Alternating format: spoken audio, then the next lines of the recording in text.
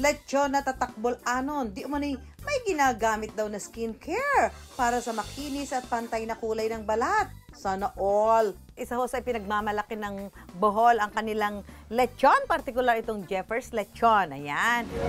So nasa harap ko ito ay buko juice, ito ay milk, at ito ay toyo. So, hulaan ko daw kung alin dyan sa mga tatlong yan ang ipinapahid dito sa balat para maging ganito yung kulay. So, manghuhula ako dahil siya kulay ay toyo. Titingnan naman natin kung ano. Ang lasa nito ay mga lutong.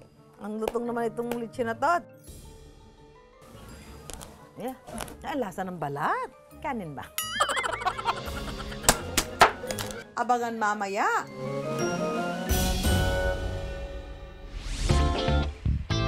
Naglipa na ang mga nagtitinda ng lechon sa isang barangay sa bayan ng Tagbilaran. Dito sa amin sa Mangga, ito yung lechon capital ng Bohol. Kasama na yan ang mag-asawang Jennifer at Neil na 6 na taon nang nagpapatakbo ng kanilang lechon business. Ang negosyo ay unang sinimulan ng mama ni Jennifer noong 2005. Yung mama ko, nung nag-retire siya, namuhunan na lang siya para may sarili kaming lechonan. Pero napilitan itong isara dahil hindi naging maayos ang pagpapatakbo nito. Dahil nang hinayang sina Jennifer at Neil sa nasimulang negosyo, muli nila itong binuksan noong December 2017. Yung mga kapatid ko, masarap magluto ng lechon. Kaya naisipan namin na why not, kami na lang mag-take over para matulungan ko rin sila na may income everyday. Sayang yung timpla, sayang yung... That time, dumami na yung customers. Namuhunan sila ng 50,000 pesos na ipinambili ng ilang mga gamit panluto, mga baboy at raw ingredients. Naging maingay sila sa social media at naglabas ng kung ano-anong pakulo para marami ang makapansin at makakilala sa kanila. Pag may order ng isang buong lechon, may free na soft drinks, yung 1.5. Doon kami na iba sa ibang lechonan. Nagpapa-raffle ako, games, ganun sa page, like and share, mention 10 of your friends. Doon, umbisang dumami yung mga customers namin. Naging maganda ang takbo ng negosyo hanggang magkaroon ng pandemya. Humina ang bentahan kaya nag-isip sila ng bagong paandar. Dito na sila nagdagdag ng bilao packages kung saan bukod sa lechon, pwede na rin mag-order ng iba't ibang mga ulam. Nagkakahalaga ng 10,000 pesos hanggang 15,000 pesos ang kanilang lechon packages. Kung solo lechon naman, 6,500 pesos ang regular size, 9,000 pesos ang medium size, at 11,000 pesos naman ang large size. Doon kami lumakas nung nagsimula yung mga packages, lechon package na may kasama mga pagkain. Tuloy-tuloy din ang kanilang mga parapol sa kanilang social media followers. Mamimigay kami ng mga previous mga bilaos, mga grand prize. Minsan nga, lechon, pag December. Nahanapan namin sila sa page. Sinubukan namin, masarap naman. Kaya pag may order kami, doon kami lagi umu-order. Yung balat niya, malutong, tapos hindi maalat. Masarap kainin. Ang sekreto sa mamula-mula at even skin tone ng kanilang lechon, i-reveal na. Tawagin na natin yung may-ari ng Jeffers Lechon, si Neil at si Jennifer. Yan. Meron pa silang dalawang ulam. Pag umorder do kayo ng lechon sa kanila, meron libreng 2 putahe pa. Ito ay Inatayan. ay, parang puro atay nga yan. Ito ay Dinuguan po. dinuguan. So pag umorder dito ay ano? Kasama na po to. Tapos ang sausawan nila ay ito.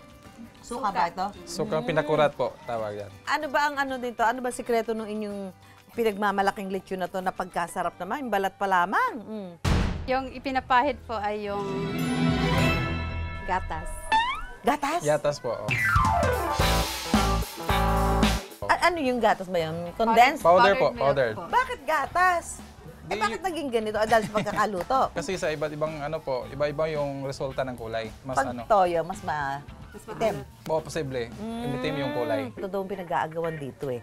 Hindi na ako magtataka kasi sabi ko nga, balat pa lang eh, magkakatalo na kayo dito sa sarap ng kanilang lechon. Ayan, oh. Batukan na. Batukan natin yan. Yan. Yan. Ay, naku na, paggaluto nga naman ito, oh. Ayan, naku talaga naman. Kailangan pagpunta kayo ng Bohol, itry nyo itong kanilang lechon na yan. Ay. Ito na, tikman na natin. Sana part. Aray ko, mainit ha. Mainit. Bago na. Bagong luto po. Sarap. Yan na lang. Ay, ang sarap nga. Kakaiba. Di ba sanay tayo na lechon sauce? Ito ho, suka. So ito naman yung kanilang inatayan. Ito tayo ng baboy. Yes po. May maluluto na naman ako. Nga. Parang nga siya igado. Masarap. Ito may Tsaka kanyang ito, dinuguan. kakaiba din yung dinuguan. Masarap din yan. Ito dinuguan. Laman loob. Namanoob siya, yung Ano. Sarap nga. Sarap kumain. Medyo maanghang. Medyo may anghang. Tapos walang Malasang baho. malasa. Medyo pino. Mm-mm. Hindi siya yung malalaking cut. Naku, kain na tayo. Wag tama na yung usapan natin. Kain na tayo.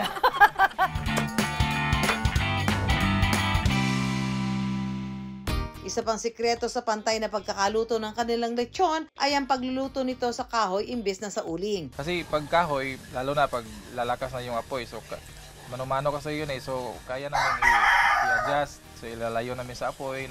Pag okay na naman, ilalapit na naman. Yun kasi yung dahilan masisira yung balat ng lechon. Hindi makontrol yung init.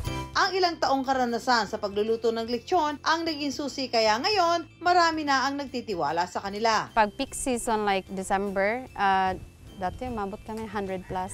Almost 200. Kung gugustuhin lang namin, accept ng orders. Kaso ano namin, control namin, naglilimit lang kami lalo na sa 24 at 31. Ayaw kasi namin yung tanggap ng mga orders, maraming orders. Pero Quality. napabayaan na yung quality. Kahit pa unti-unti basta babalik-balikan ka. Kaya naman deserve ni na Jennifer at Neil ang tinatamasa nilang tagumpay sa negosyo ngayon. Pag off-season, nasa mga 300K yung gross. Pag peak season, sobra 500K yung kikitain. Makasave po kami pag peak season kasi pag maraming orders ma'am, kasi sabay-sabay kayo luto, makakatipid kami sa kahoy. So doon kami makasave. So mas mataas yung profit. Bukod sa nasusuportahan ang pangangailangan ng pamilya at napag-aaral ang mga anak, nakabili na rin sila ng 2 sasakyan mula sa kita nila rito. Kaya ang maipapayo ni na Jennifer at Neil sa mga nagbabalak ding magsimula ng sariling negosyo. Huwag kayong matakot mag-invest. Para kasi yung sugal, pag hindi tayo susumagan, hindi natin malalaman kung mananalo tayo o hindi. Sa marketing talaga kayo mag-focus kasi doon kayo mas lalago, mas makikilala. Huwag kalimutan magdasal para kahit anong struggle, malalampasan din natin.